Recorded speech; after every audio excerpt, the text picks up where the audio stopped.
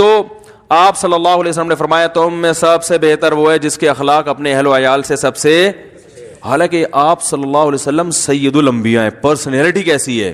آپ صلی اللہ علیہ وسلم نے فرمایا نصرت بالرعب مسیرۃ شہر، اللہ نے میرا روب 1 مہینے کی مسافت پہ دشمن پہ ڈالا ہے.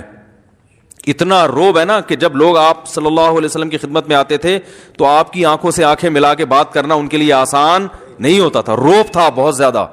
حالانکہ اتنے میٹھے اخلاق مگر روب اللہ نے بہت دے دیا تھا. اسی وجہ سے آپ صلی اللہ علیہ وسلم نے، حدیث میں آتا ہے، امی عائشہ فرماتی ہیں کبھی اپنی کسی زوجہ پہ ہاتھ نہیں اٹھایا، نہ کبھی کسی پہ لان تان کی، نہ کبھی فحش الفاظ استعمال کیا آپ صلی اللہ علیہ وسلم نے. ما کان النبی فاحشا ولا متفحشا، نہ آپ بائی نیچر فحاشی کو پسند کرتے تھے اور نہ آپ کی زبان میں فحاشی تھی.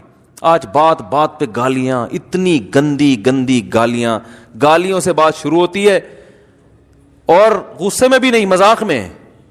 کلچر بن چکا ہے گالیاں دینا. غصے میں بھی یہ برا عمل ہے لیکن مذاق میں تو اور زیادہ برا عمل ہے. تو آپ صلی اللہ علیہ وسلم نے کبھی کسی خادم پہ بھی ہاتھ نہیں اٹھایا.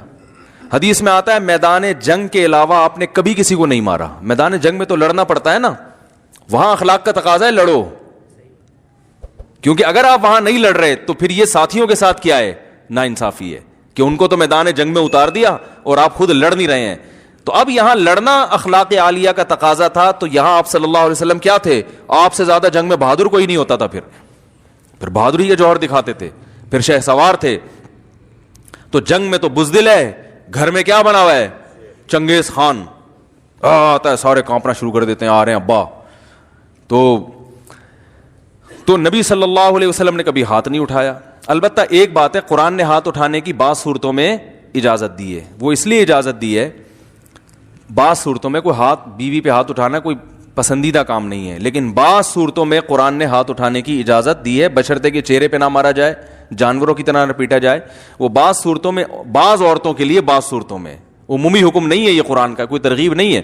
وہ اس لیے دی ہے 2 وجہ سے کہ ہر عورت امہات المومنین جیسی ہوتی بھی نہیں ہے، بعض بڑی شرارتی ہوتی ہیں، اور دوسرا ہر مرد کا اتنا روب نہیں ہوتا جتنا نبی صلی اللہ علیہ وسلم کا تھا. روب ہی نہیں ہے نا. تو جب روب ہوتا ہے تو وہی ایک آواز پہ بیگم کام جاتی ہے، بولتے بھائی امیاں نے بولا چائے بنا دو، لے کر آنا پڑے گا. آواز ایسی ہے، وجاہت ایسی ہے. تو اب بعض دفعہ ایسا ہوتا ہے کہ وہ بیچارے کا روب ہی نہیں ہوتا. اب بیگم کما کے لا رہی ہے تو میاں کا روب ہوگا، بولے گی چلو نکلو یہاں سے، بوری بسرو ڈال نکلے یہاں سے. تو وہ روب کہاں ہوگا.